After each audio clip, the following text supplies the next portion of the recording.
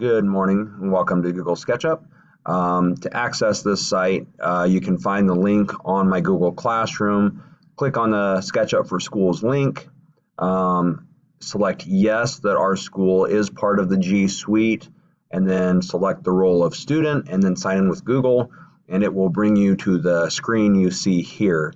First thing about Google SketchUp is this is a 3D world. So as you draw in this program, everything you draw would be like drawing something in the real world. So I drew a cube.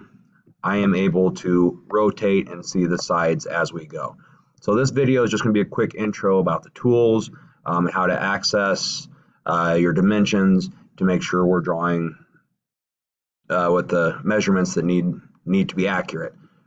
So first off, this is the cursor. When I select the cursor, I am able to highlight. When things are highlighted, I can delete them by pushing the delete button. Okay. The cursor is used for selections. If you want to undo, if you deleted something you didn't want to, you can always do a Control-Z and it will bring them back. There is also undo and redo buttons in the lower left. So those are always options for selecting and unselecting and making whatever deletions. Another way to delete would be an eraser on the side. Wherever you click is what you delete. Paint bucket, I am not going to worry about right now. I will fill those in a later video, but you can choose colors, different material formats. Your pencil tool, this is what we use to draw, at least one of the tools we use to draw. Under the line, we have the option for a straight line or a freestyle line. The straight line, with one click, I can drag and click again to complete the line. Whereas a freestyle, if I click and hold, I can draw whichever shape I'd like. Okay, so that is the line tool. Command-Z, Control-Z, we'll get rid of those. Arcs, there's multiple ways to do that. Probably the easiest one to do would be the 2-point arc. To draw this, you select 1 point and a second point, and then you can stretch your cursor to the height of the arc that you wish. Square tools are the drawing tools.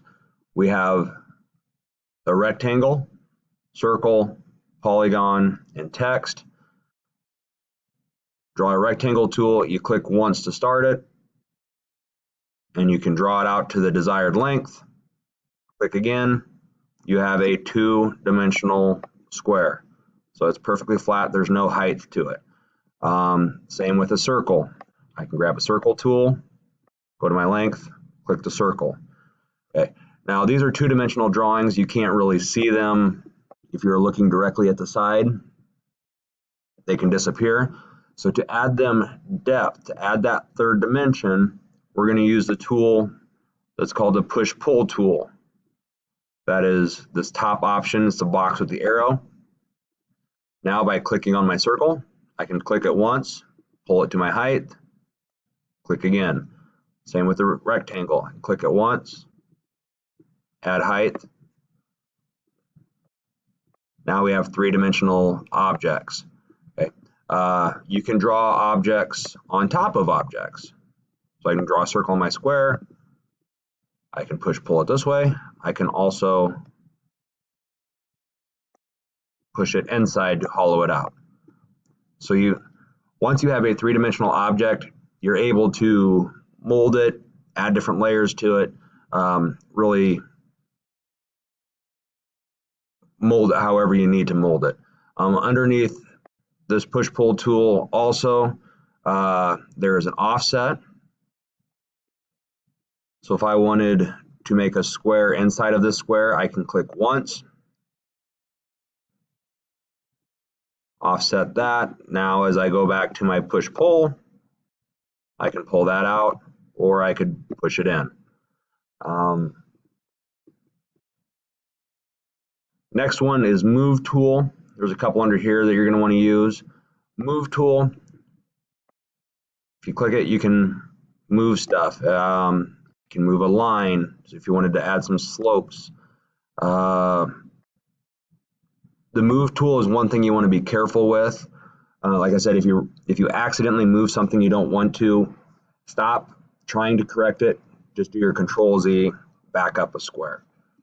Underneath the Move Tool, under this tool option is also a Scale tool. So if I want to scale a side,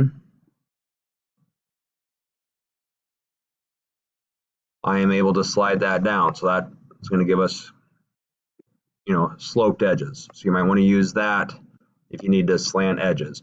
As far underneath that tool is also a Rotate tool. So if I choose to rotate, so I'm going to get rid of her. If I want to rotate this shape so it stands upright, I click on my Rotate tool,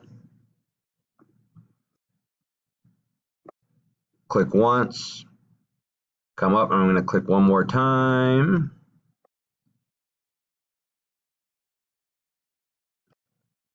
Now I can rotate that 90 degrees. So rotating is an option. The last one, probably the most important tool I want to show you, is the navigation tools. So this first one is an orbit tool. By selecting that, I can click and drag my free finger around and look at all edges.